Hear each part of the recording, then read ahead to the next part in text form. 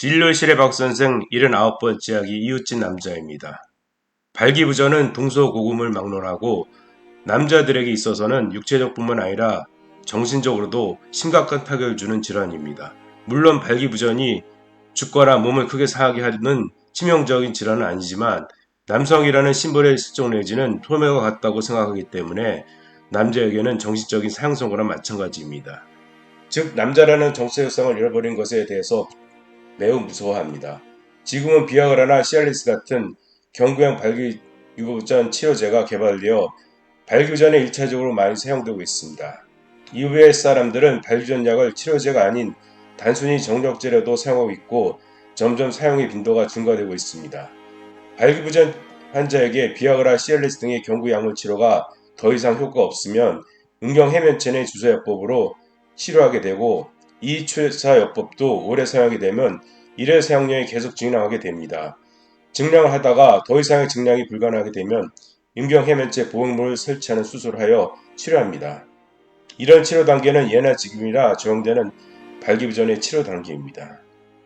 이런 단계를 거쳐서 치료하는 이유는 발기부전의 치료 원칙 때문입니다. 발기부전의 치료 원칙은 음경해면체가 발기유발하는 능력을 가능하면 보존하는 방법으로 치료를 하기 때문입니다. 그래서 처음에는 비침수적인 방법, 즉 간단한 치료부터 합니다. 그런데 발기부전이나 성견에 대한 연구를 하는 남성과학이라는 학문이 정립되기 시작한 것은 매우 오래됐지만 우리나라에서는 80년대 초반에 그 치료법, 검사법이 정립되었고 대학병원에서 검사 및 치료가 처음으로 체계적으로 시행되었습니다. 그 당시에 처음 발기부전에 사용됐던 약은 돼지발정제로 알려진 요인빈, 신경안정제 계통의 약인 트라조돈 정도가 발기부전 치료에 이용되고 있었습니다. 내가 레이던트를 하던 90년대 초반에는 발기부전 치료 방법이 매우 많았습니다. 하지만 치료 방법이 많았다는 것은 특효한 방법이 없다는 것과 같은 뜻입니다.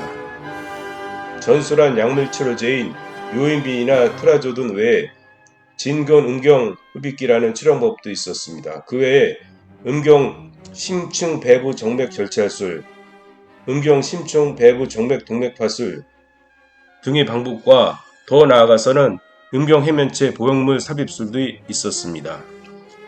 진공 음경 흡입기는 성기에 음압을 주어서 발기를 유발시킨 후 음경 기저 위에 고무밴드를 묶어서 발기를 유지시키는 방법입니다. 미국에서 처음 발명되어 사용되어진 방법인데 요즘에는 거의 사용되지 않습니다. 이것을 모방한 병품으로 옥정이 있었는데 옥을 도넛처럼 만들어 발기 전에 성기에 끼워 넣는 방법입니다. VCD의 특수 고무밴드는 발기가 꺼지지 않으면 고무밴드를 가위나 칼로 쉽게 제거할 수 있지만 옥정은 성기가 계속 부어서 빠지지 않는 응급상이 벌어졌을 때 옥으로 만들었기 때문에 혼자서 제거가 불가능합니다. 주로 전화 주문이나 인터넷을 통해 구입한 옥정을 사용하는 사람들은 과신인지 아니면 창피함 때문인지 병원에 오지 않다가 붓기가 점점 심해져서 성기가 괴사 직전에 되어서야 나타납니다. 빠른 조치라면 대부분 좋아지지만 어떤 사람은 괴사가 되어서 평생 성불구가 되기도 합니다. 레이던트 시절 가끔 응급실에 이런 환자가 왔다는 연락이 오면 펜치부터 준비돼서 응급실 내려가서 부분마취를 하고 제거를 했습니다. 의료기기들은 딱딱한 옥정을 제거할 때 망가지기 쉬우므로 펜치를 1차적으로 호두 까듯이 꽉 잡아 부셔서 제거를 했습니다. 발기부전의 수술적인 방법에는 여러 가지가 있습니다. 음경 심층 배부 정맥 동맥 화술이나 음경 심층 배부 정맥 절제 등의 방법은 90년대 초중반에는 많이 수정한 방법이지만 효과가 미미하여 사용되지 않고 현재는 음경 해면체 보형물 삽입술만 시술되고 있습니다. 음경 보형물 삽입술은 요즘에는 많이 수수료가 싸졌지만 90년대 초반에는 수술비가 약 1,000만 이상 드는 고가의 수술이었습니다. 현재도 음경 해면체 보형물 수술비는 삽입기구의 종류에 따라 600에서 1,500만 원 정도의 비용이 듭니다.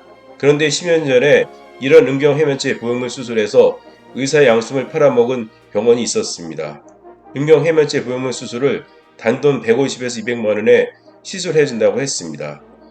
비뇨기과 전문의도 아닌 다른과 전문의로 알려진 이 의사의 집단은 공공연하게 지명 광고와 사무장 입을 통해서 싼 수술비를 홍보하고 있었습니다. 200만 원이라면 기부값도 안 되는 비용이었습니다. 이 병원에서는 음경 해면체에는 넣어서는 안 되는 실리콘으로 만든 기구를 넣어서 수술했습니다. 이 기구는 가격이 단돈 10에서 20만원 정도의 가격으로 FDA나 KFDA에서 승인을 받지 않은 저가의 중국 제품이었습니다. 이런 저가의 기구를 넣는 수술은 의사의 양손을 팔아먹는 것을 떠나 범죄였습니다. 같은 과 전문이라면 윤리위에 효유가 되었겠지만 다른 과 의사인 관계로 회부도 못했습니다. 왜냐하면 의료상으로 문제가 없기 때문이었습니다. 당시에 이 수술을 받은 환자들이 수술 후에 문제가 생겨 진료실에 오면 제거 외에는 방법이 없는 심한 부작용을 가지고 있었습니다. 발기부전의 검사법은 여러 가지가 있으나 현재까지 발기부전의 치료 단계가 경구약물 투여, 주사요법, 수술요법 등의 순서로 체계가 잡혀 있어서 이혼소송이나 성 관련 소송 등의 법적 문제가 있지 않으면 요즘에는 발기부전 검사를 잘 하지 않습니다. 왜냐하면 검사를 하더라도 치료법의 순서가 바뀌지 않기 때문입니다. 8, 90년대에는 발기부전의 진단을 위해 많은 검사법이 있었습니다. 왜 그렇게 많은 검사를 했는지 지금도 궁금하지만 아마도 학문이 정립되지 않았을 때여서 그랬을 것입니다. 당시의 검사법에는 스탬프 테스트, 수명중 음경 팽창 검사, 듀플렉스 소노, DICC, 시청각 자극발기 음경 발기 조영술, 선택적 내음부 동맥 조영술 등이 있었습니다. 각각에 대해서 자세히 설명하겠습니다. 스탬프 테스트는 말 그대로 우표로 발기전에 측정하는 검사법입니다. 우표를 성기둘레에 붙여놓고 밤에 잠을 잡니다.